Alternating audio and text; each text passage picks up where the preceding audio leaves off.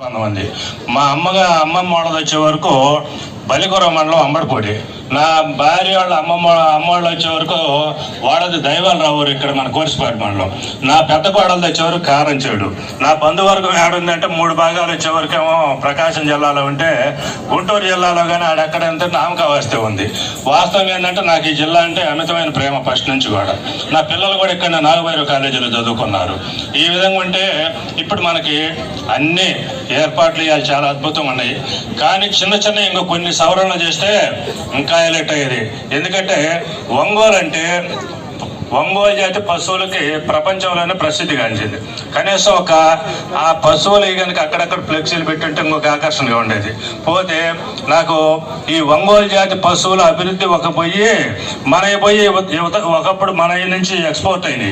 ఇవాళ మనం మళ్ళీ ఒంగోలు జాతి పశువులు ఇంకో దేశం నుంచి ఎక్స్పోర్ట్ చేసుకునే దుస్థితి వచ్చింది మనకి. ఇవాళ హనుమంతరావు గారు, గొట్టిపాటి హనుమంతరావు గారు ఉన్నప్పుడు చెప్పేవాళ్ళు, ఏదో ఒక సందర్భంలో నేను చిన్నోడు వయసు ఇప్పుడే కలిస్తే మీ ఇంట్లో ఆవులు ఎన్ని ఉండే, ఎద్దులు ఎన్ని ఉండే, ఏంది మంచి చెడింది అని అడిగేవాళ్ళు.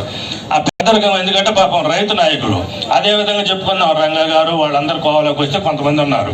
ఇవాళ ఏంటంటే ఒంగోలు జాతి పశువులు అంటే నేనే ఉండా. మా ఇంట్లో ఒకప్పుడు 2 జాతుల ఎద్దులు నేను పుట్టేవారు, పంది పెద్దలు ఉంటాయి, తర్వాత వచ్చేవరకు ఆవులు ఉంటాయి, కూడదోళ్ళు ఉండి అన్ని ఉంటే 4 అన్నదమ్ములు ఉండి మా నాన్న ఒక్కడుండే అన్నింటిని పోషిస్తే 4 అన్నదమ్ములు ఉండే పిల్లలుండి ఒక్క ఆవుతోండి మేపలేకపోతున్నాం. వాళ్ళ దుస్థితి ఏంటంటే నా పిల్లలిద్దరు అమెరికాలో ఉన్నారు. నేను ఎప్పుడు ఉంటానో ఇంటి దగ్గర ఎప్పుడు పోతానో తెలియదు. మిగిలిన వాళ్ళందరూ పిల్లలు కూడా ఉద్యోగాలు చేసుకుంటా.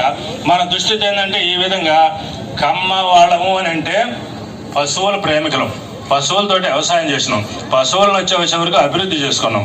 ఈ రోజు ఇవన్నీ జరిగితే రాబోయే రోజుల్లో హనుమంతరావు గారు పశు సంపద నశిస్తుంది, దాన్ని అభివృద్ధి చేయడానికి చర్యలు తీసుకోవాలనుకున్నారు.